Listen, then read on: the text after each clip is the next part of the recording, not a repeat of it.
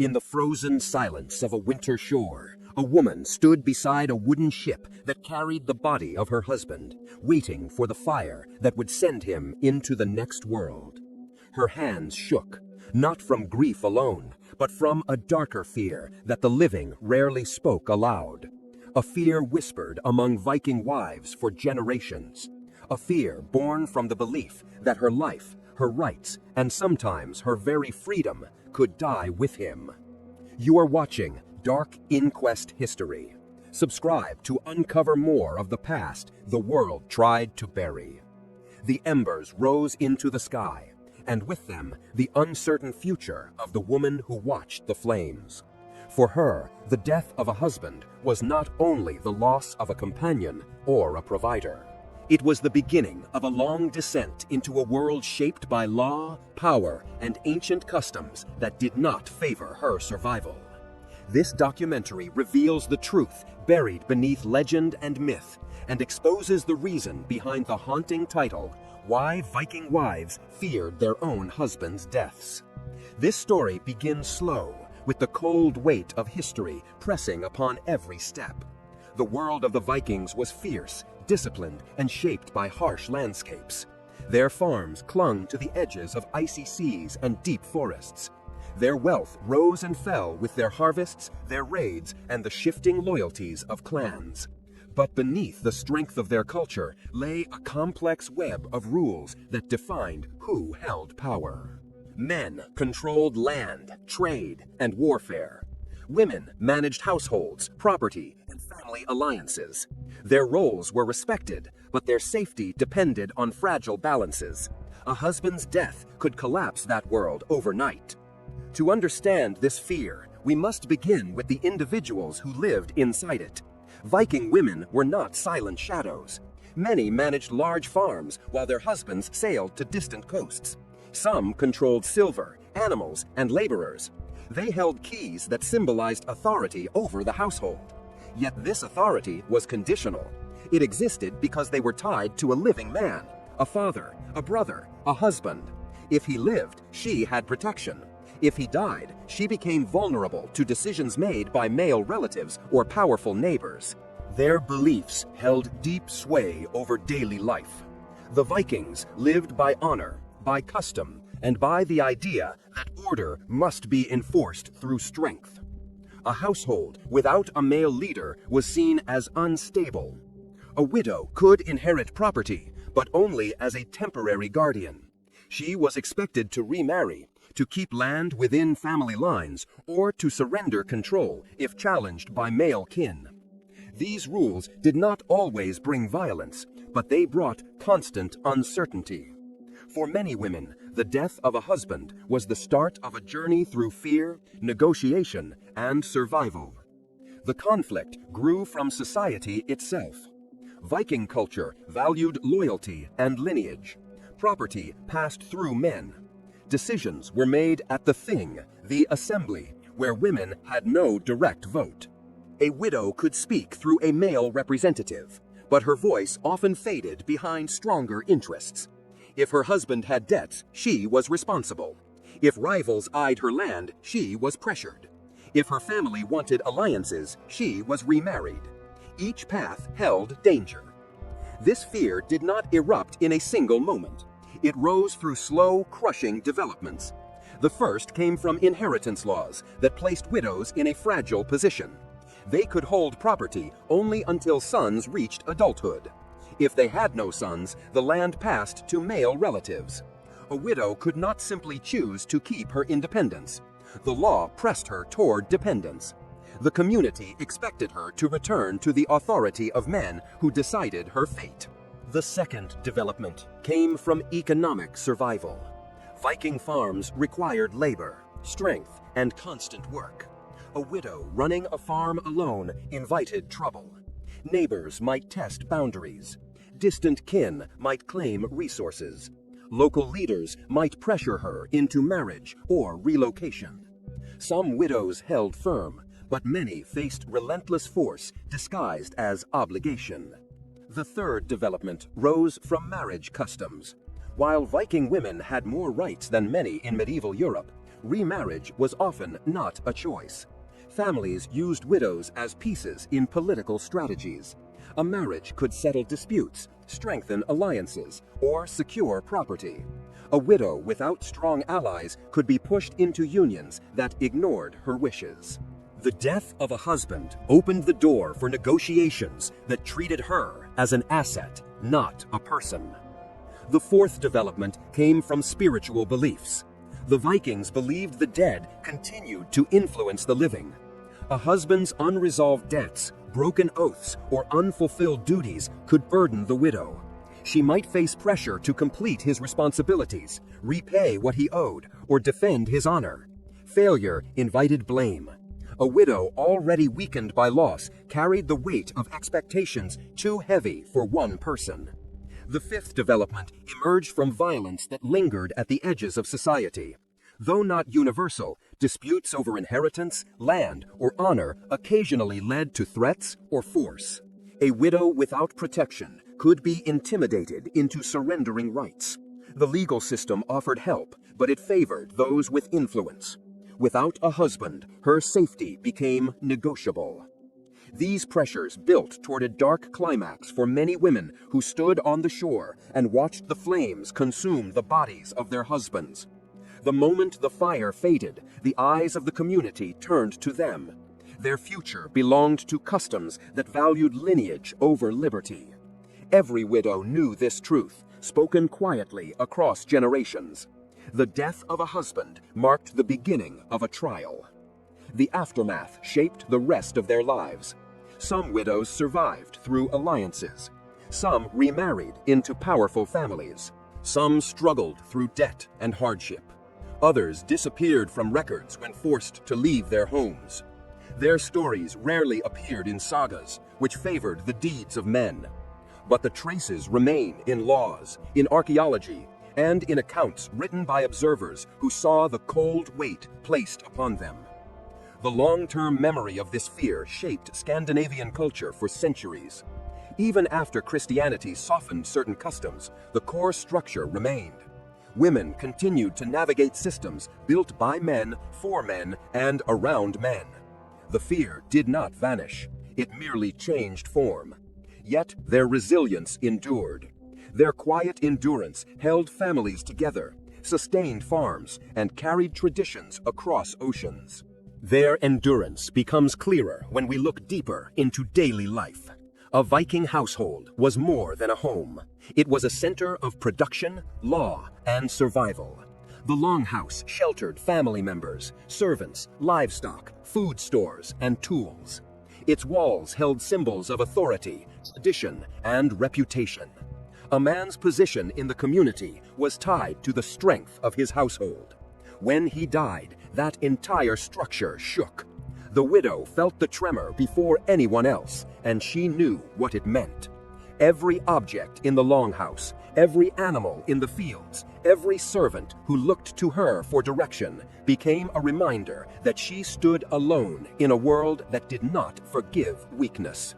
The land itself added to her fear. The Viking world stretched across rugged coastlines and isolated valleys. Harsh winters crushed food supplies. Storms destroyed crops. Illness struck without warning.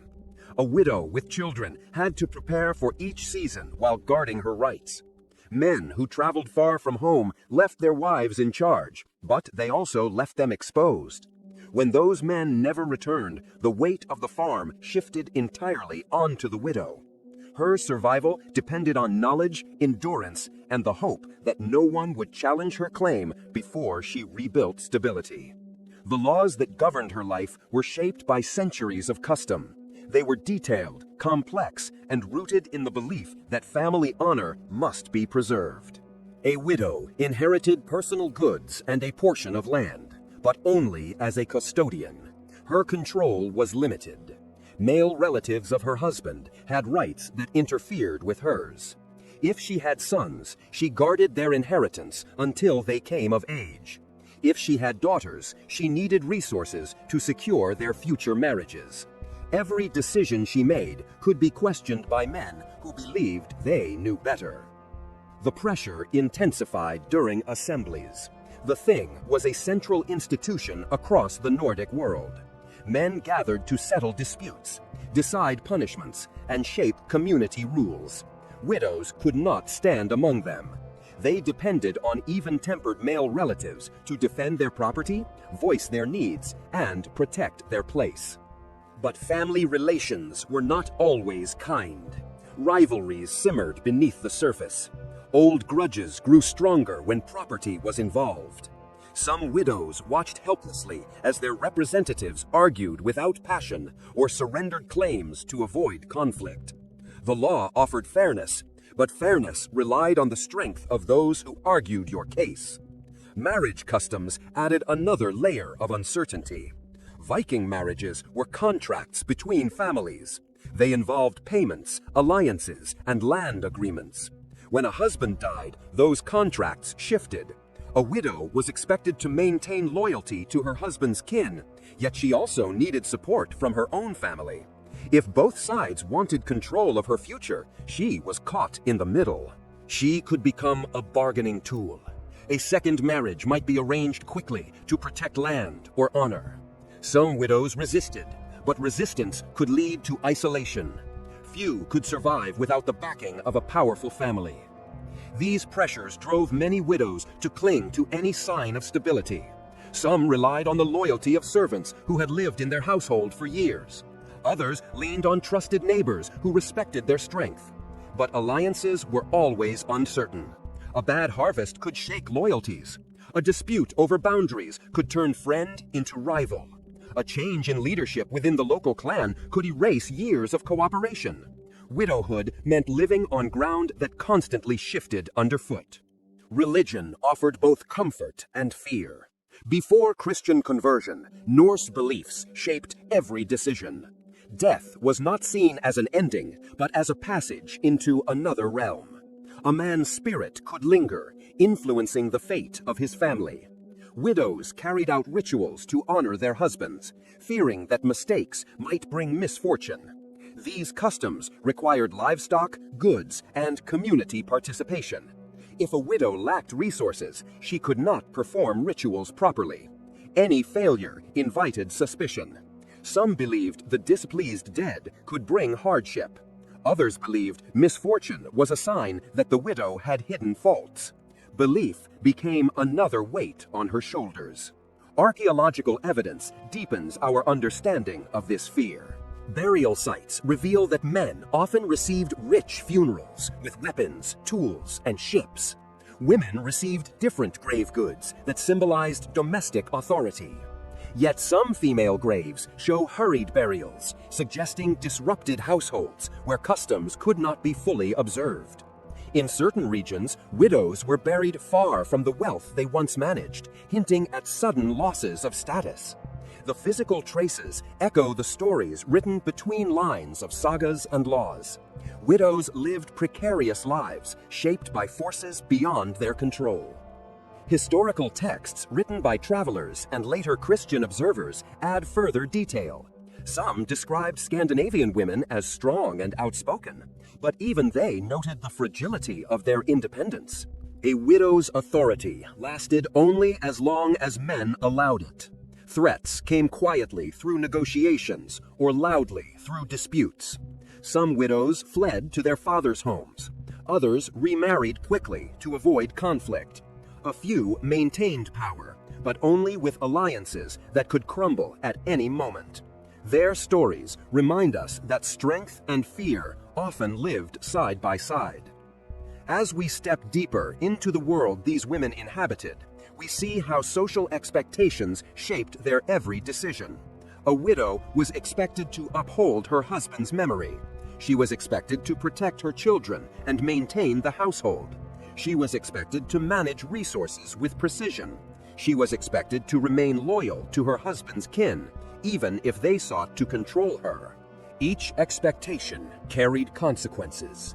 Failure invited judgment from the entire community. This constant pressure created a quiet but enduring fear. Not a fear of ghosts or myths, but a fear of losing everything built over a lifetime. A fear of watching a farm fall into ruin.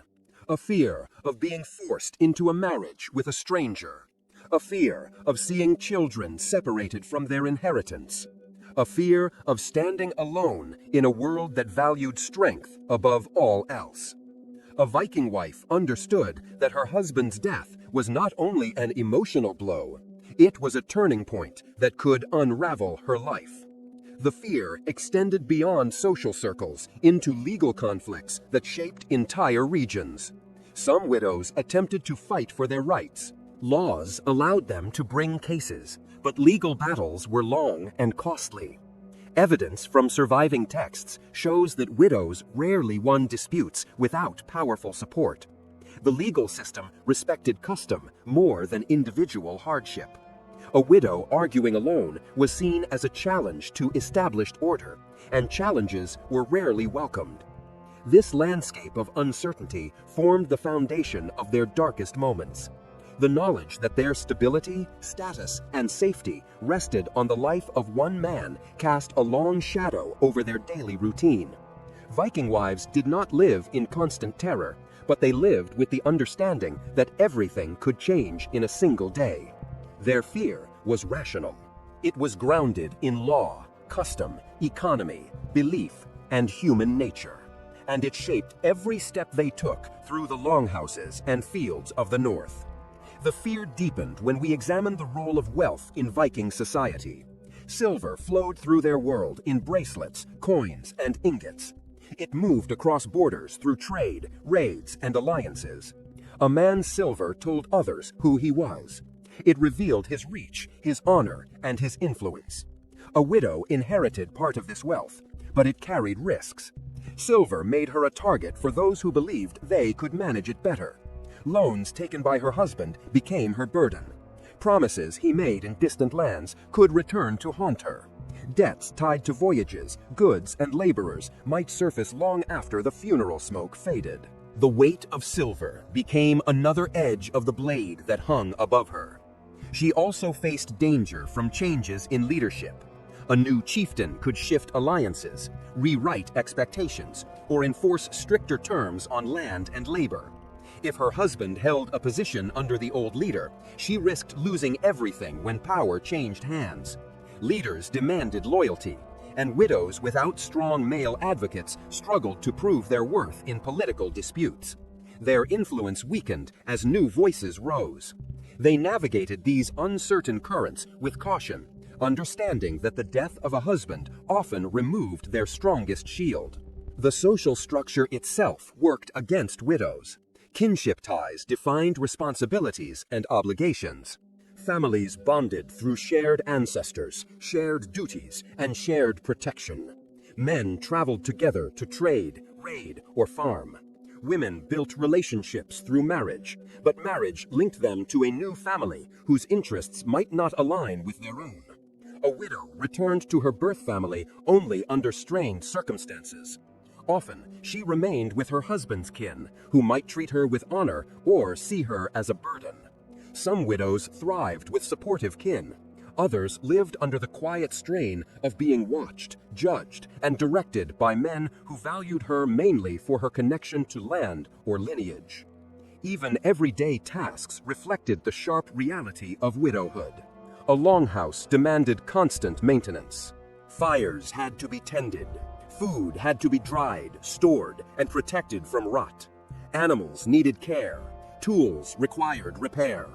A widow oversaw these duties, balancing them with political and social pressures. Each decision carried consequences. If she invested resources poorly, rivals took notice. If she struggled to manage labor, her authority weakened. A widow's competence was judged harshly, and mistakes made under the weight of grief were rarely forgiven. Religious transformation added another layer to this story. As Christianity slowly entered the Nordic world, new rules shaped marriages, inheritance, and funerals. Some Christian leaders encouraged compassion for widows, granting them more protection under emerging laws. Others used their growing influence to redirect property toward churches, reducing a widow's control. This transition created confusion. Old customs clashed with new doctrines. Widows were caught between systems that disagreed on their rights. In some regions, Christian priests expected widows to live modestly. In others, Old Norse families resisted outside influences and upheld traditions that restricted female independence. The tension between these worlds made widowhood even more unpredictable. Historical sagas provide rare glimpses into these lives. Though written centuries later, they preserve echoes of earlier times. Some sagas describe widows who managed farms with strength, outwitting rivals or forging alliances. But even these stories reveal the constant presence of danger.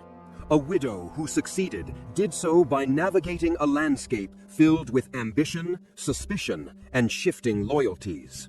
Heroism was possible, but only with skill, connections, and a measure of luck.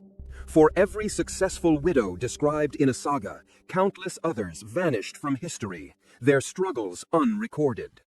We must also examine how communities viewed the presence of a widow.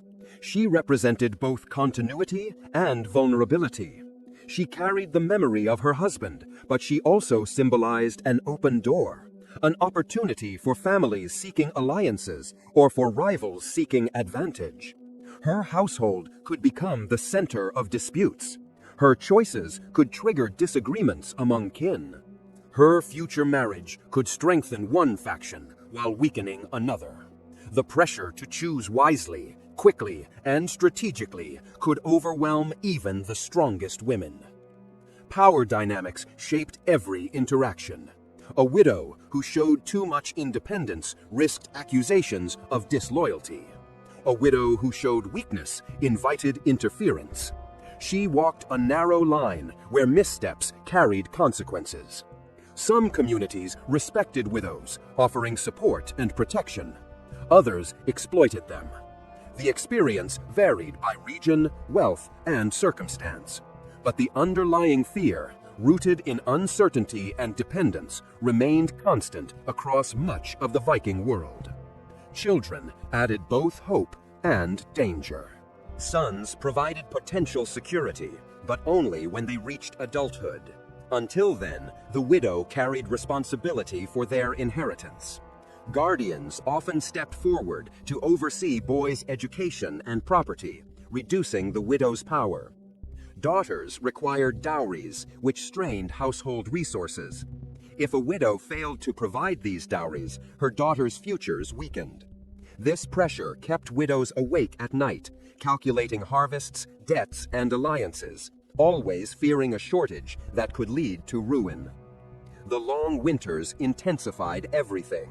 Darkness pressed against the walls. Storms howled across frozen fields. Food stores dwindled. A husband's absence became more dangerous during these months. Without his labor, protection, and alliances, a widow faced each storm with the knowledge that a single disaster could break her household. Winter amplified her isolation, reminding her that survival depended on strength that even the bravest women sometimes struggled to maintain. Trade routes brought additional complications. Viking men traveled widely, forging connections across Europe, Asia, and the North Atlantic. These journeys brought wealth, but they also brought obligations, rivalries, and hidden dangers. A widow might learn that her husband had agreements in distant lands. Traders or warriors could return demanding payment or settlement. Others might claim ownership of goods stored on the property. Even a distant voyage could return as a shadow over her home. She faced these challenges without the one person who could clarify debts or settle disputes. Political tensions also played a central role. Viking society was not a unified empire, but a collection of clans, chieftains, and small kingdoms. Rivalries erupted frequently. A widow tied to a politically active husband inherited the consequences of his alliances. If he died in battle, she carried the weight of his loyalties. Enemies might see her as a reminder of unfinished confrontations. Allies might expect continued support. Her home could become a symbol of unresolved power struggles. In some cases, widowhood placed her in the center of conflicts she never chose. Cultural expectations demanded silence in certain matters. A widow was expected to grieve with dignity, to manage the household with calm determination, and to maintain loyalty to her husband's memory. Displays of fear or anger were discouraged. She lived under constant observation, knowing that her behavior influenced how others judged her worth. If she grieved too long, she was seen as weak. If she moved forward too quickly, she risked accusations of disrespect. Every action was weighed, measured, and whispered about within the community. Despite these burdens, Viking widows showed remarkable resilience. Their records may be sparse, but traces survive in law codes, burial goods, and property transfers. These clues reveal women who fought for their rights, protected their children, and maintained their households against overwhelming odds. Their strength shaped the fabric of early Scandinavian society, even when history remembered them only in fragments. Their struggles remind us that fear and resilience often coexist, each sharpening the other. As we approach the darkest moment in this history, we confront the reality that widowhood was a turning point that tested every woman's resolve. The death of a husband opened doors that could lead to safety or collapse. The path ahead depended on alliances, family politics, wealth, belief, and the unpredictable tide of human ambition. Survival required more than strength. It required strategy, endurance, and an unbroken will. The climax of this story emerges from these pressures converging. A widow faced the moment when she discovered who would stand beside her and who would oppose her. She learned whether her household would survive or crumble. She saw which allies remained true and which turned away. This turning point defined her future. For some, it marked the beginning of renewed stability. For others, it marked the beginning of decline from which there was no return. What followed this turning point shaped the rest of a widow's life. In many cases, the outcome depended on the strength of her kin. If her birth family held power, they could support her through disputes, negotiate favorable marriages, and defend her property. Their influence could quiet rivals and secure her children's inheritance. In such cases, a widow regained stability slowly, building a new foundation upon the remnants of the old. Yet even then, she lived with the knowledge that her position was tied to the decisions of men who valued her contribution but still held authority over her future. For those without powerful kin, survival became a test of patience and careful action. Some widows sought protection by aligning with influential neighbors or distant relatives. Others formed quiet alliances with women who held similar responsibilities. Networks of support existed within the domestic sphere, where women shared tools, labor, and knowledge.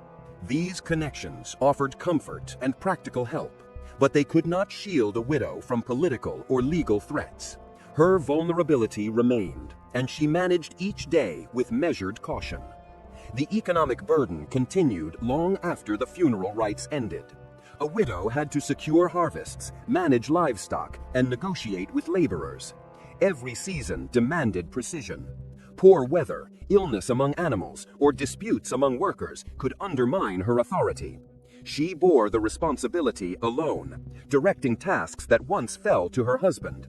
If she made errors, rivals could use them as evidence that she lacked the strength to govern the household. The expectation of flawless management weighed heavily upon her, adding stress that shaped her every decision. Over time, the memory of her husband shifted from a personal loss to a political tool. His alliances, debts, and promises became matters she had to address. A widow was expected to maintain his reputation, even as she forged her own path. If he was honored in the community, she carried that honor like a shield. If he left behind unresolved disputes, she carried their burden. His absence remained a presence in her life, shaping her daily challenges. The dead influenced the living not through superstition alone, but through the weight of unfinished obligations. As years passed, some widows found stability through remarriage. A second husband could offer protection, resources, and renewed honor. If he was honored in the community, she carried that honor like a shield. If he left behind unresolved disputes, she carried their burden. His absence remained a presence in her life, shaping her daily challenges. The dead influenced the living not through superstition alone, but through the weight of unfinished obligations. As years passed, some widows found stability through remarriage. A second husband could offer protection, resources, and renewed honor. But remarriage brought its own risks. The new husband might challenge the inheritance of her children. His family might view her as an outsider. His ambitions might drag her into conflicts unrelated to her first household. A widow who accepted a second marriage navigated a complex transition, adjusting to new expectations while guarding the remnants of her former life. Even in remarriage, the shadow of her first husband lingered. Others chose not to remarry, though this path was difficult. A widow who remained single relied on adult sons, loyal servants, and negotiating skill. If she succeeded, she demonstrated strength respected by the community. Archaeological evidence shows widows who maintained large estates and commanded significant wealth. These women overcame the fear that shaped widowhood, transforming vulnerability into authority. But such success was rare, and it required circumstances that aligned in their favor. Most widows lacked the support needed to sustain independence. In the broader sweep of Viking history, these individual stories reveal a culture defined by strength and fragility. Men sailed across oceans, fought in distant lands, and carried their names into legend. Women held their world together, often without recognition, defending homes, raising children, and managing economies.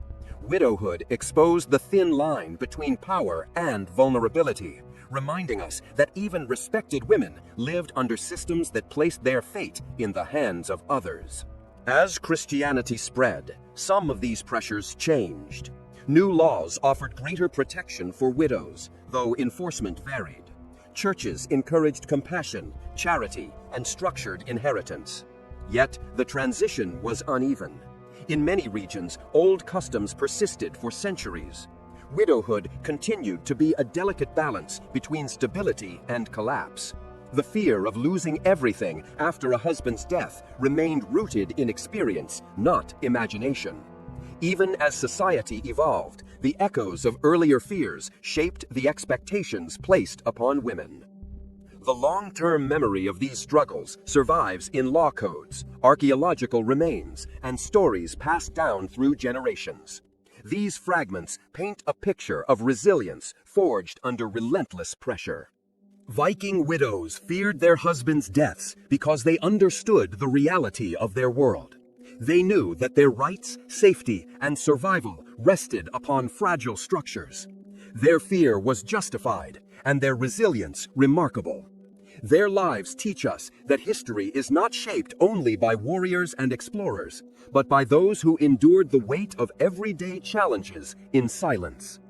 Today, when we look back at the fires that once rose along northern shores, we remember not only the men whose names entered sagas, but also the women who stood beside those flames, facing futures filled with uncertainty. Their strength held families together. Their decisions shaped generations. Their quiet endurance deserves recognition equal to the boldest deeds recorded in legend. Their fear was not weakness. It was awareness. It was the understanding that the death of a husband opened doors through which danger and opportunity walked side by side. It was the realization that identity, authority, and stability were tied to forces beyond their control. And it was the courage to step forward despite these truths, guiding households through seasons of hardship, uncertainty, and change. Their experiences linger in the collective memory of the North, carried through law, custom, and story.